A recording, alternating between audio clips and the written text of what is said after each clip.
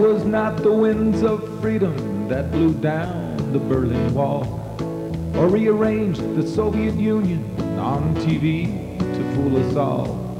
It was the spirits of Marx and Lenin answering socialism's call for a one-world fascist government to enslave us one and all. America's being dismantled right before your very eyes by the president and Congress, covered up by network lies, while the district of criminals answers Federal Reserve's cries to destroy the Constitution with unlawful treaty ties. They have trained a Gestapo known as FEMA to everyone. Wolves in black sheep clothing, Nazi terror has begun. Black helicopters in the sky, white UN tanks are here. The New World Order is standing by, lock and load, the time is near. America's Judgment, What Lies Ahead, Part 3, Military Equipment, both old and new, foreign and domestic. You know, there's a lot of old-timers that are wondering why in the world, on highways and on railroads, we have more military equipment en route someplace today in the 1990s than we did in the 40s during the war. What's the reason for this? The Berlin Wall fell at the push of a little finger from the other side, I might add. There's no Cold War anymore. What's the big deal? How come we have to have so much military equipment activities today? What's going on, folks? This document here says the United States Program for General and Complete Disarmament in a Peaceful World. What a lullaby, let me tell you. Freedom from War. This document is Department of State Publication 7277, Disarmament Series 5. Gee, that must mean there was at least 4 before that, doesn't it? Released September of 1961, Office of Public Service, Bureau of Public Affairs. Going into the document, we find this under Summary, Disarmament Goal and Objectives. General and complete disarmament in accordance with the principles of the United Nations, the disbanding of all national armed forces, and the prohibition of their reestablishment like in no more, in any form whatsoever other than those required to preserve internal order or for contributions to the United Nations Peace Force. I think they're spelling the word peace wrong. They're piecing America apart here. The third stage, they call it a program, not a plan. A program means it's well orchestrated, well funded, and well manned, which is what it is. The manpower for United Nations Peace Force. But this is the paragraph I want to concentrate on. The manufacture of armaments would be prohibited except for those of agreed types and quantities to be used by the United Nations Peace Force and those required to maintain internal order. All other armaments would be destroyed or converted to peaceful purposes. Let me show you how peaceful these purposes are. Make reefs, not war. Army carriers retired to sea. Equipment converted into Gulf artificial reefs. The next one I want to show you is a Sheridan 551 tank in perfect running order, being dumped in the ocean also, off the Virginia coast. But this one here is, of all of them, is the one that hurts me the most. This is one of 3,000 M60 tanks which were built as late as 1989, much newer than the vehicle I just drove in on. You know, I thought we had a shortage of natural resources. Why then are we dropping our natural resources in the ocean for items the fish wouldn't even appreciate? Why don't they drop my vehicle in there instead if they need a habitat? They could probably make a dozen of my vehicle out of one of these tanks. No, I think it's because they're worried about who might get at control of these tanks while they bring the foreign tanks in. This is a Soviet T-72 tank hidden in a warehouse that one of our people discovered, so we had to blank his face out here in the Seattle, Washington area. It's a T-72 main battle tank. But then, of course, we have the Department of Defense detractors here that work for them, called Soldier of Fortune, in their April 1997 issue, making fun of people like you and I, with an article on page 44 that says, "The Russians are coming, the Russians are coming. Soviet tanks in America's heartland stir paranoia.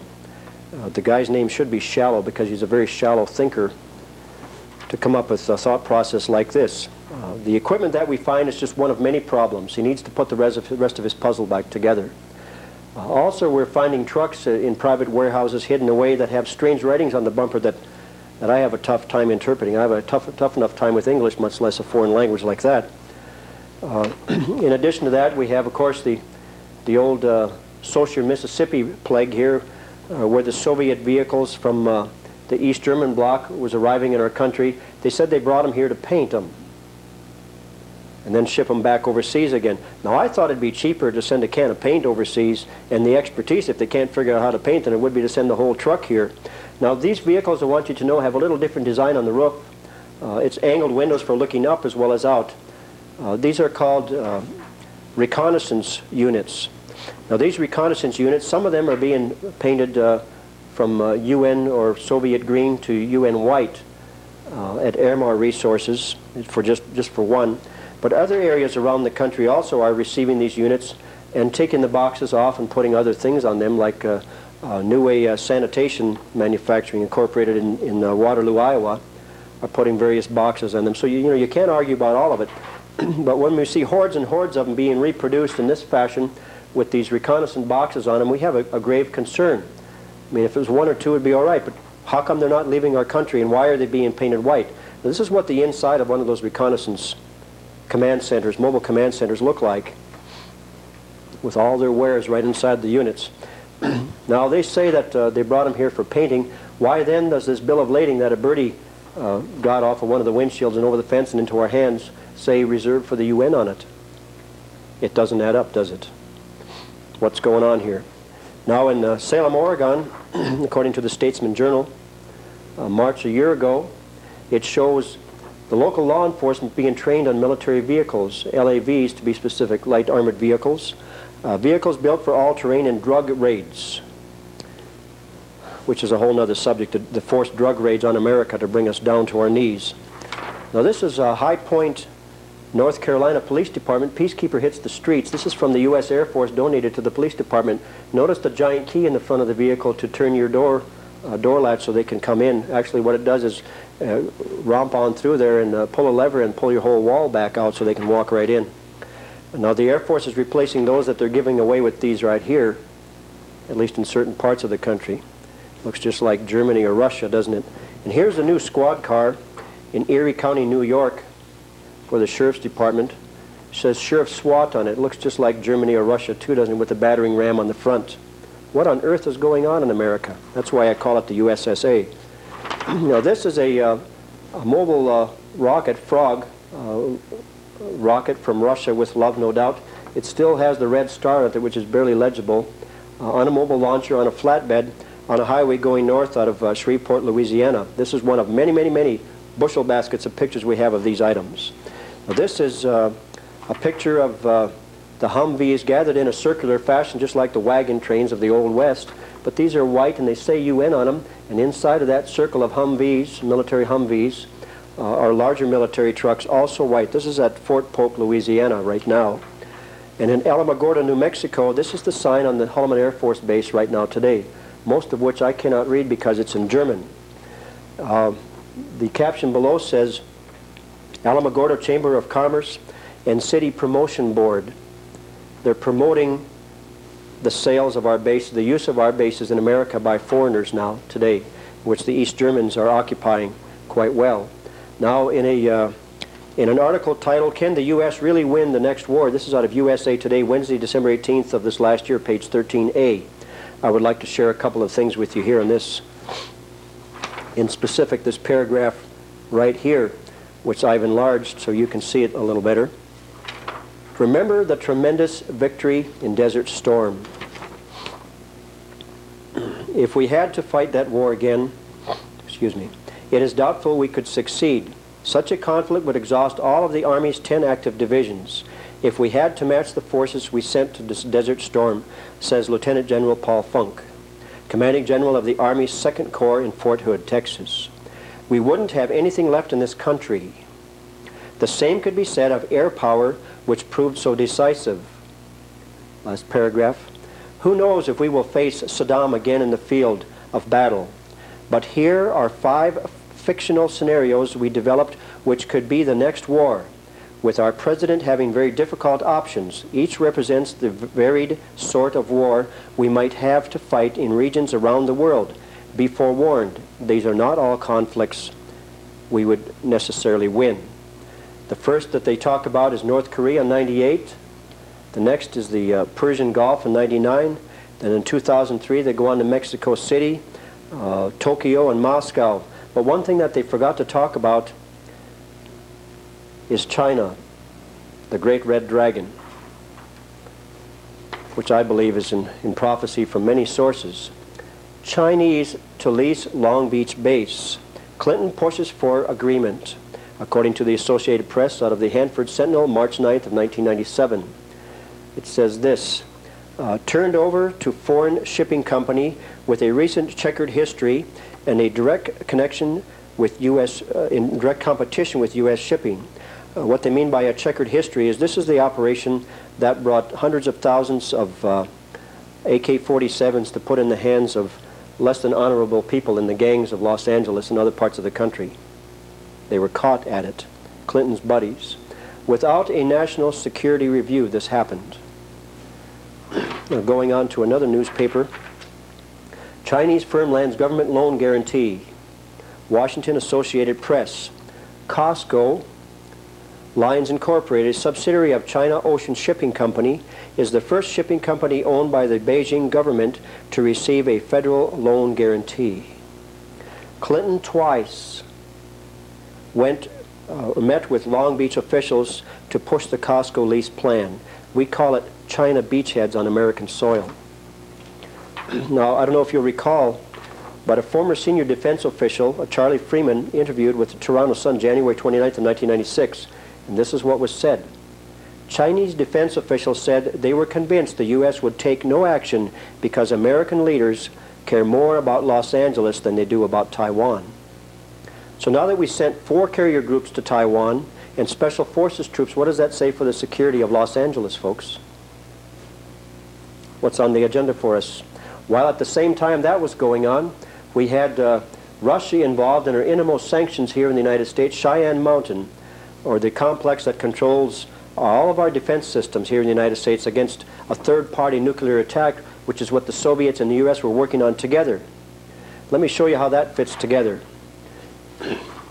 We have Chinese Navy makes first U.S. visit, 2 destroyers and a supply ship here to the United States. This is a closer picture of the troops involved right here in our own shores. Now we've got the Wall Street Journal back in March 12th of 96 that says this, a sellout to China.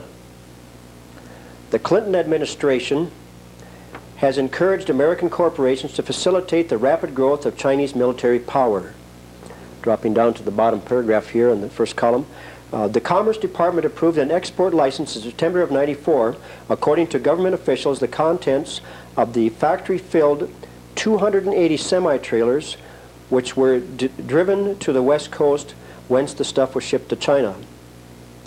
On its face, the sales seemed to be a violation of international agreement among the nuclear supplier groups, which forbids selling 5-axis machinery to any country known to be a nuclear proliferator. China is dubbed a proliferation concern by the U.S. itself.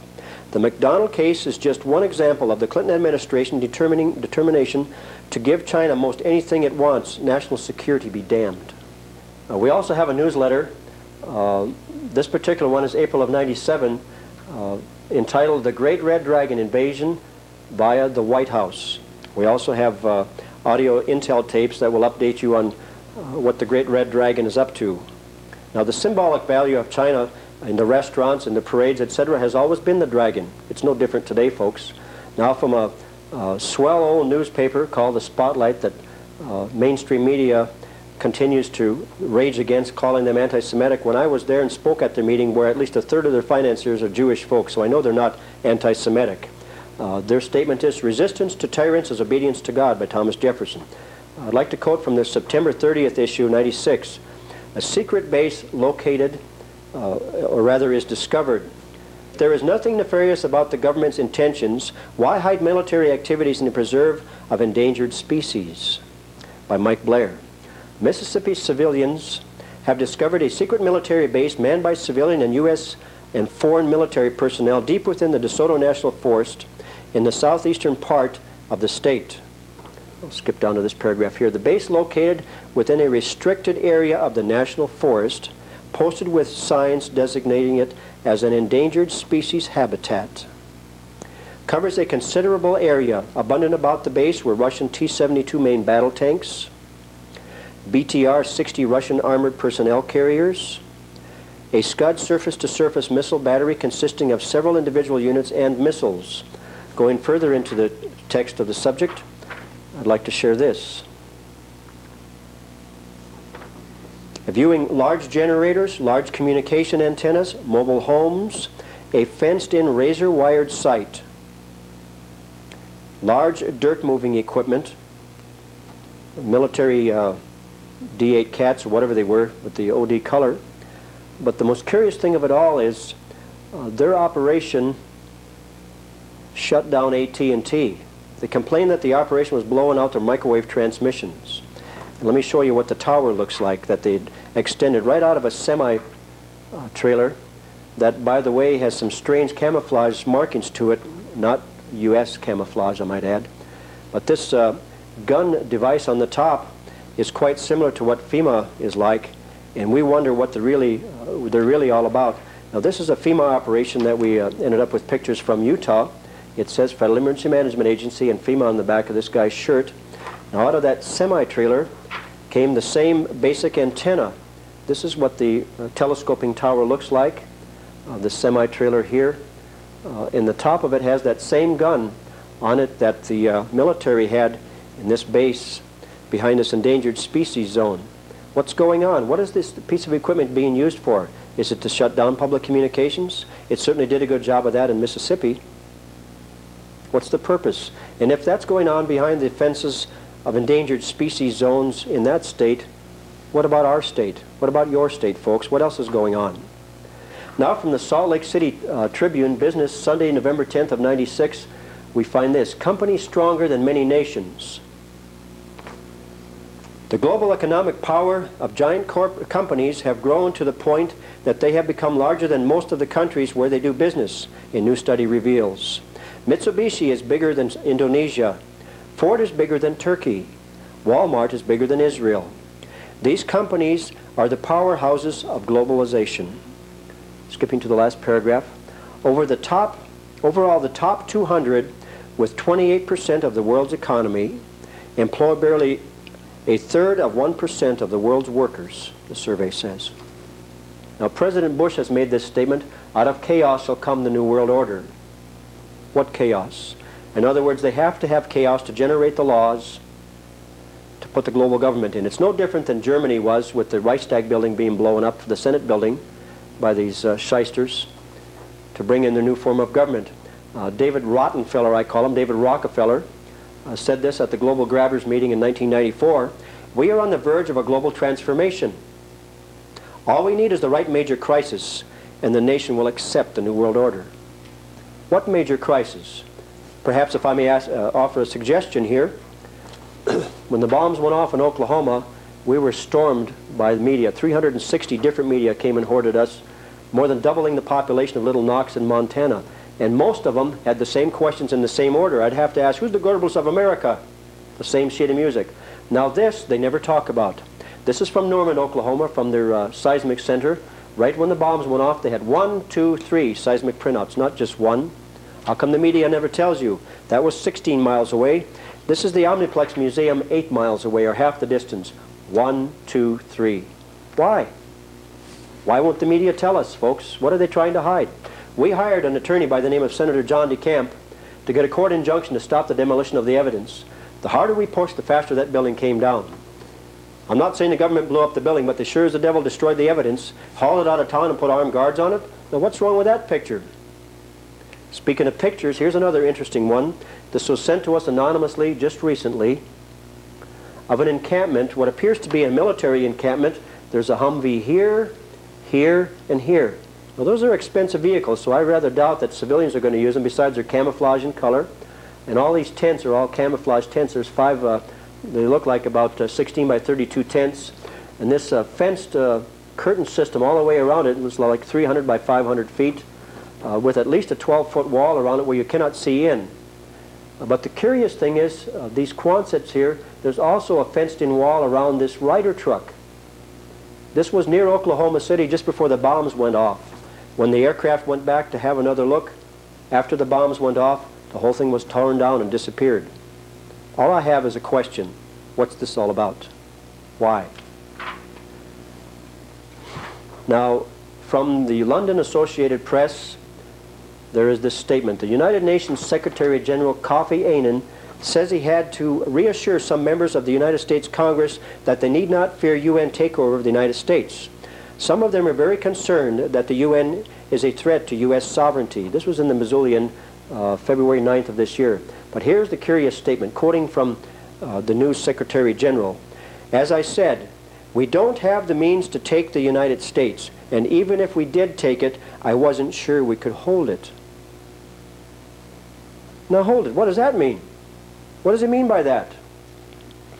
You've got to wonder, the history given the UN, what about the Katanga incident in the early 60s where the United Nations took over the country, forcing the productive independent free nation into slavery under communism by attacking them 3 different separate times? Whose tool is the UN? There's a man that's put an article together here that's, I think, very well said. He's a writer for the Conservative Consensus October 1996 issue. He's also written articles for the Boston Herald. He's a nationally syndicated columnist and an author of A Jewish Conservative Look at Pagan America. And who's afraid of the religious right? It says, what do Americans really think of world body? A UN survey I'd love to conduct by Don Frieder. Does America love or hate the UN? The headline since September 23rd New Yorker, the New York Times story teased. Some surveys may indeed show public esteem for the international fraud. Much depends on how the questions are phrased. Should we help the UN to avert a nuclear holocaust, save the planet, or promote brotherhood and understanding?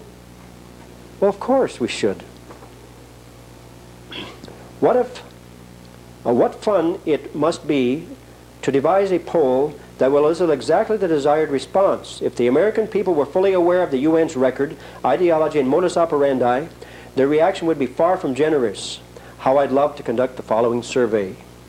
Do you think it is fair for the United States to pay 31.7% or $3.5 billion of the UN overall budget, compared to 6.3 of the United Kingdom and 7.6 of France?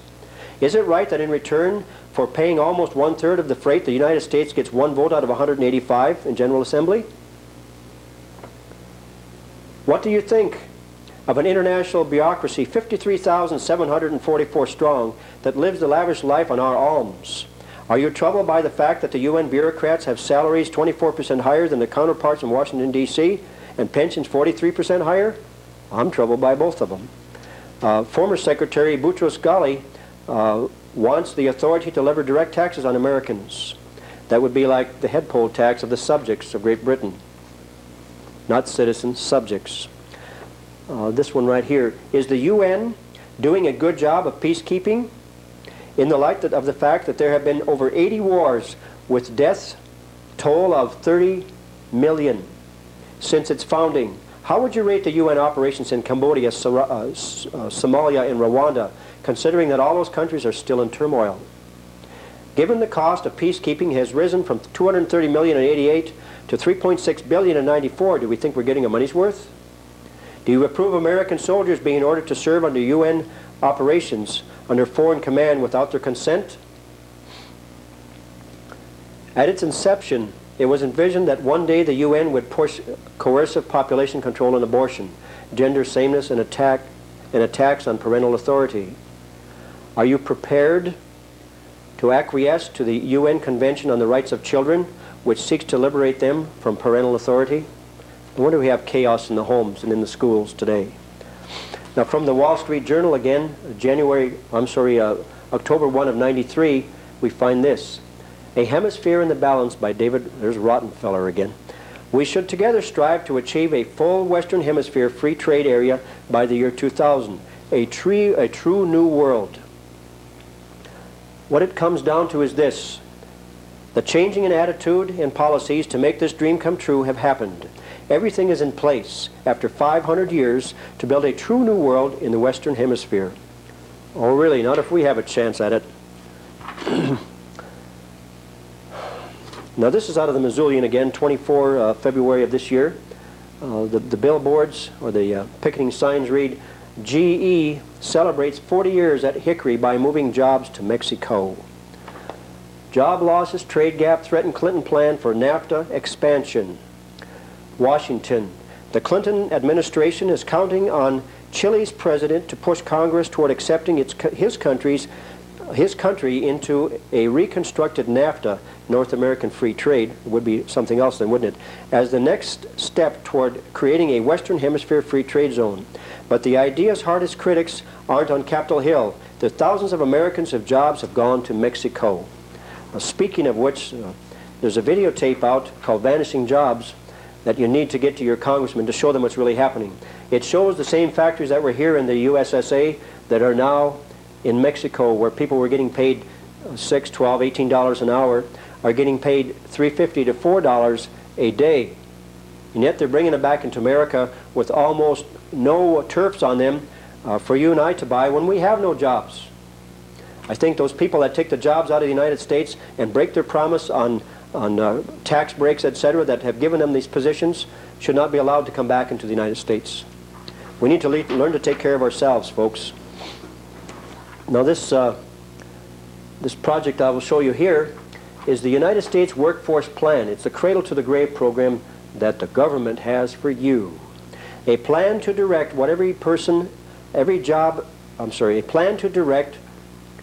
what job every person in the U.S. has. This is how School to Work will function. National Workforce Development Board, the President appoints 16 members, which include 10 from government and the rest from labor and business. The State Workforce Council does approximately the same thing. The Regional Workforce Development Board, Missouri, for instance, is where this one is from, has 15 of those type of people. Other states may have more or less. But the keys are this. The Regional Board will produce a blueprint. The job is to identify key industries and jobs in the region, future workforce needs, summarize the capacity of the schools to meet the needs of industry, establish a one-stop career center, compile income data on all workers. I thought they did that already. Incorporate their plan into the state blueprint, cradle to grave. So the whole system of our society will be directed, instead of by you and I, it'll be directed by giant corporations. So you better get involved and help turn this around while there's still a chance, folks. Thank you. I'm gonna trade my Chrysler for a burro. Going to Mexico and sell tacos, 'cause that's where the jobs are at. The sucking sounds are coming just around the bend. It's coming down from Washington, sent by your congressman to take your job down Mexico way. The president robbed the treasury, paid Congress behind our backs. Big business got the goodies, the workers got the sack. Bankers got the gold mine, America got the shaft. Industry got slave labor, that's where the money's at. I'm gonna trade my Chrysler for a burro, buy me a big straw hat. Going to Mexico and sell tacos, 'cause that's where the jobs are at. The sucking sounds are coming just around the bend. It's coming down from Washington, sent by your congressman to take your job down Mexico way. They laughed at Pat Buchanan, they insulted Ross Perot. The heroes of us working class will remember the Alamo. Gonna trade my Chrysler for a burro, buy me a big straw hat. Going to Mexico and sell tacos, 'cause that's where the jobs are at. South of the border, y'all come hear me say, hey gringos, 3 tacos for $1. Ay, ay, ay, ay.